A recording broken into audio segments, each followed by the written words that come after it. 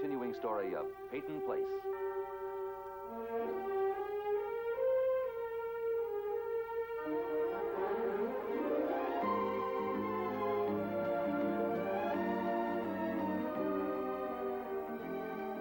Starring Ed Nelson as Michael Rossi, Ryan O'Neal as Rodney Harrington, Barbara Parkins as Betty Anderson, Christopher Connolly as Norman Harrington, Patricia Morrow as Rita Harrington, James Douglas as Stephen Cord, Elizabeth Walker as Carolyn Russell, and also starring Barbara Rush as Marsha Russell.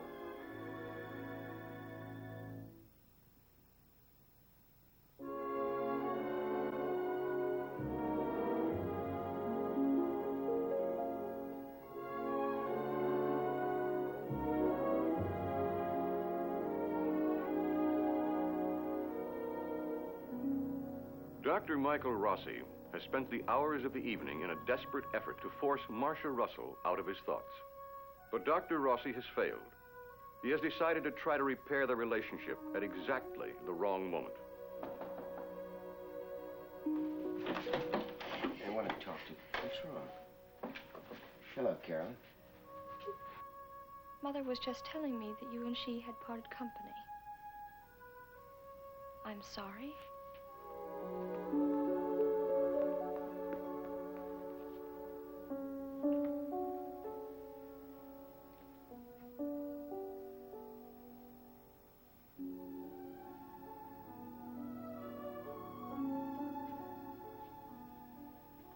Marsha.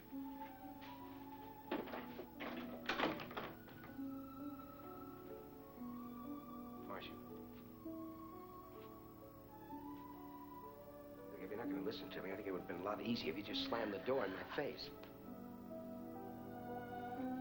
Honey, I'm sorry. I'm sorry. I knew I should have called you on the phone before.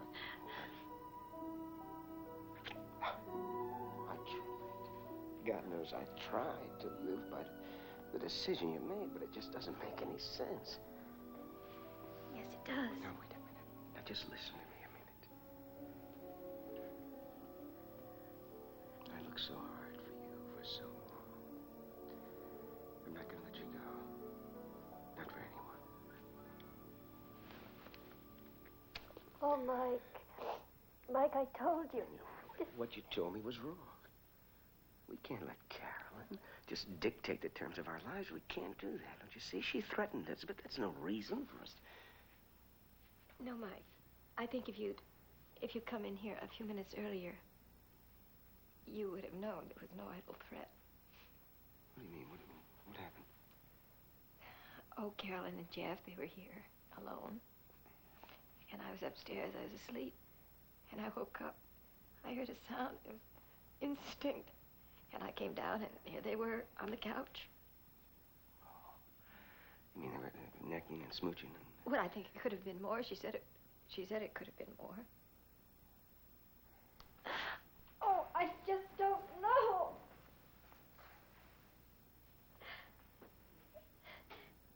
Oh, Mike, I had just told her that I decided not to see you anymore. And then I suddenly appeared in the doorway. Which, of course, makes us both seem like a couple of liars, I guess. Yes, I suppose so.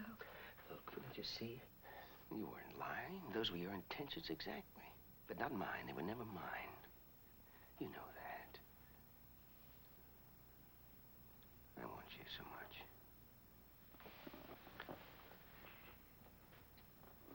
Oh, Mike. Oh, Mike. I want you too. And I want Carolyn. All right. If Carolyn isn't prepared to take life as it really is, then there's only one reason for that. The reason is you haven't prepared her. Oh, Now, wait a minute. It's time. It's past time. Mike, I'm sorry. I just don't think I could take a lecture right now. Honey, believe me, I don't want to lecture to you. But I care for you so much. I want to make sure you listen to reason, that's all.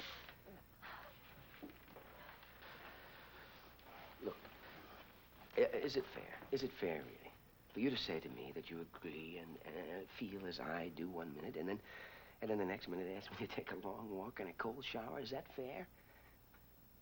Is that what I do? Yes, that's exactly what you do. What about Carolyn? I mean, is it fair to her to let her think that she can go through life and get everything the way she wants just by threatening others? Is that fair? All right, Mike. You tell me what I do now. Now, suppose Carolyn really, really can't accept you. All right. And the same thing happens again. And she and Jeff are here alone on the couch. Now, you tell me what I do. All right. If she knows that you trust her to understand how you feel and what your emotions are, then I think you'll be able to trust her.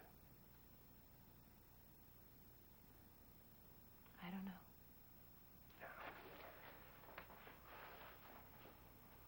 Look, I don't know either. Maybe no one knows. I mean, you just, maybe there'd be a chance that she'll do exactly what you're afraid of. That's just a chance you're going to have to take. Why, if there's any chance for us to find out where we're going, what we mean to each other, huh? Find out if we want to spend the rest of our lives together, huh?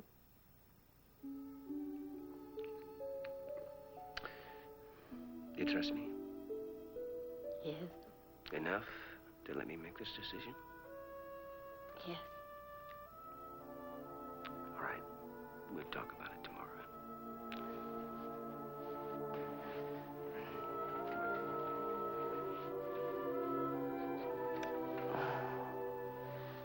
Mike, would you call me tonight when you get home?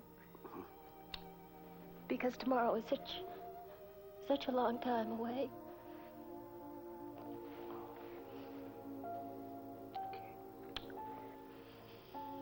Okay. Come on.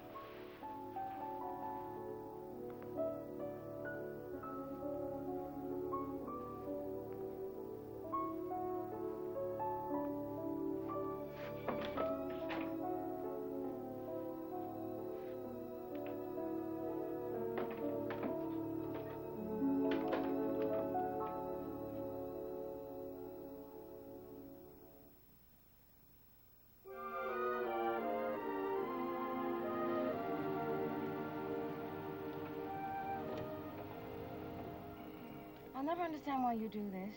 What? Insist on driving the car to work when you know I'm going to use it for the rest of the day. It's all right, dear. When I'm in the car, I'll drive. You know I have to adjust the mirror and pull the seat up. No wonder the outside mirror keeps slipping. Harry. Huh? Just one night off, that's all. I don't have a 9-to-5 job, dear, and besides, I don't know if there's anyone to cover for me. Have you tried? Look, they're my patients. It wouldn't be fair. Lou's only your son, huh? Well, he knows what a doctor's life is. If he doesn't, he should, since he's going to be one himself. But he's not one yet. He's just a boy. When he called last night, you know, he tries to hide his feelings. I could hear that long pause when I told him you weren't going to be home. Well, I'll do what I can, but I don't promise anything. You know, there's not that much time left with him. He's already a week late, and school starts in a few days. Okay, dear, you made your point. Harry, we should leave the hospital 45 minutes before the plane lands. 45 minutes. I'll call you if I can get away, okay? If you need any extra persuasions, just remind Mike Rossi of how many times you switched for someone else. Yes, dear. Try, Harry. It's not only important for Lou, but for you.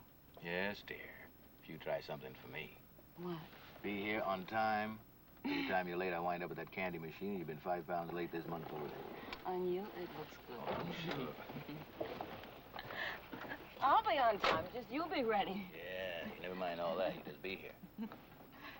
Bye-bye.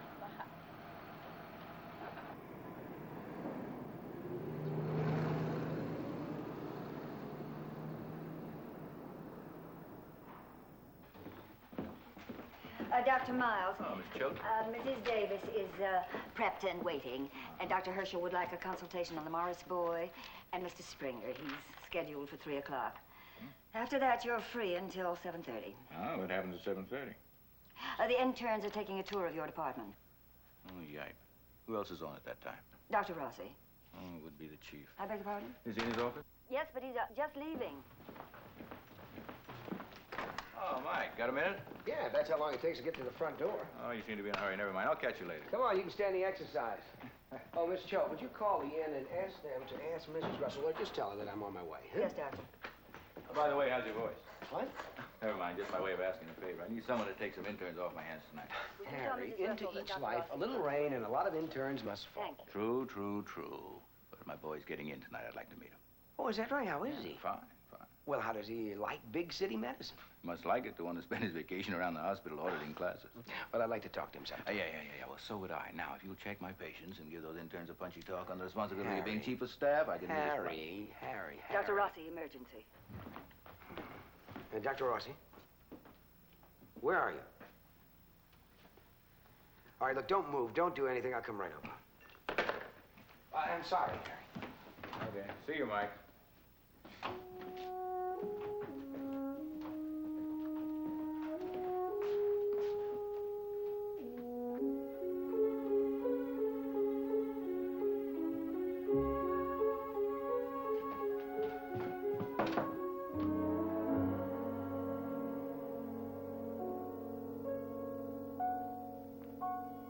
Susan?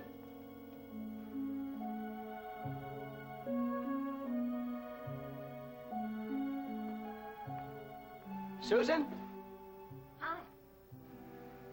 What a pleasant surprise. What brings you here? Sit down. Oh, now, you really didn't think that I would slash my wrist, did you? Well, you told me you couldn't stop the bleeding. Well, I couldn't. All right, what bleeding? I'm all out of gauze. And I didn't want to interrupt my spring house cleaning to run down to the drugstore. No, I guess you didn't. Did you like it at the hospital so well as you want to go back for a return visit? Would you have any vacancies? No, I'm afraid we don't. Oh. Maybe I can arrange for you to get to the sanitarium No, I don't like the sanitarium. with a little pickup and delivery service. Well, not today, not today. I've got to clean up this mess before the new reverend and his wife arrive. When are they coming? What time is it? What time? You mean today? You mean they could come right now? Where's the phone? There.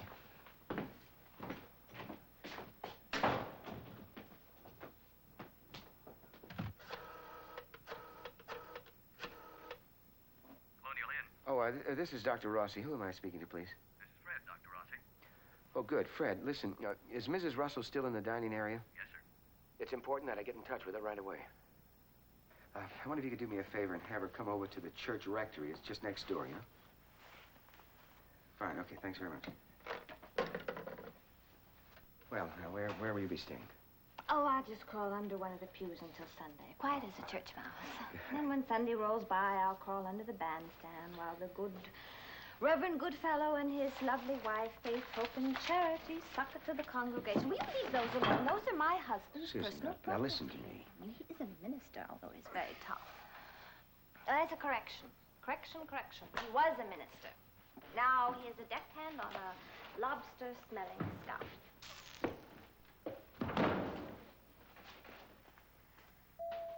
I'll get it. No, I'll get it.